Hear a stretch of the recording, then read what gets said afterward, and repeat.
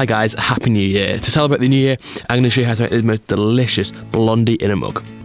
So to start off with, you're going to place your butter into a large microwavable mug, and you're going to microwave that for just literally a couple of seconds until it's completely melted. To that we're going to add milk and brown sugar and a bit of vanilla, and then stir that all through. If you want the full details of ingredients and quantities, they will be in the description box below. Once it's all combined and the sugar has dissolved, we're going to go in with our flour, salt and baking powder.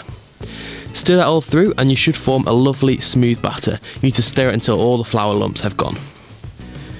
Now to this I'm going to go in with some white chocolate chunks.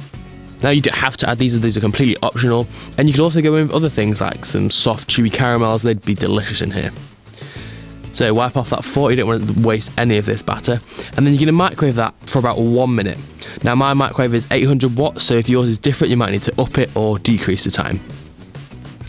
Once that's springy on the top and the top surface is no longer wet with batter, that's cooked.